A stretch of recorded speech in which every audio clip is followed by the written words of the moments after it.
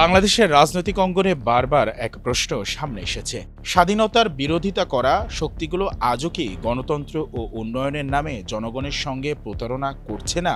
সম্প্রতি রাজধানীর জাতীয় প্রেস ক্লাবের আয়োজিত এক আলোচনা সভায় বিএনপির ভাইস চেয়ারম্যান শামসুজ্জামান দুদু এই প্রসঙ্গ উত্থাপন করেন। তিনি বলেন, যারা 1971 সালে পাকিস্তানি সেনাদের সহযোগী ছিল, যারা বাঙালির স্বাধীনতার পথে রক্তাক্ত বাধা হয়ে দাঁড়িয়েছিল, তারাই আজ ক্ষমতায় এসে জনগণের উন্নয়নের প্রতিশ্রুতি দিচ্ছে। অথচ এখন পর্যন্ত তারা জাতির কাছে ক্ষমা প্রার্থনা করেনি। স্বাধীনতার বিরোধিতা করে ইতিহাসের আসামি হওয়া সত্ত্বেও তারা নতুনভাবে ভোটের রাজনীতিতে সুবিধা নিতে চাইছে। তিনি জোর দিয়ে বলেন, বাংলাদেশের গণতন্ত্র প্রতিষ্ঠার একমাত্র পথ হলো জাতীয় নির্বাচন। কোনো বিকল্প নেই। নির্বাচন ছাড়া জনগণের প্রতিনিধি নির্ধারণ সম্ভব নয় এবং নির্বাচনের মাধ্যমেই প্রকৃত গণতন্ত্র ফিরে আসতে পারে। আলোচনা সভায় উপস্থিত অন্যান্য বক্তারাও বলেন, দেশের জনপ্রতিনিধিত্বমূলক সরকার প্রতিষ্ঠা করা জরুরি, কারণ গণতান্ত্রিক চর্চা ছাড়া দেশের স্বাধীনতা, সার্বভৌমত্ব ও উন্নয়ন টেকসই হতে পারে না।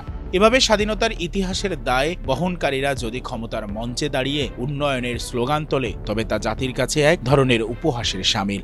ইতিহাস এ প্রশ্ন বারবার তুলবে, ক্ষমা না চেয়ে অতীতের দায় না মিটিয়ে তারা কতটা বিশ্বাসযোগ্য।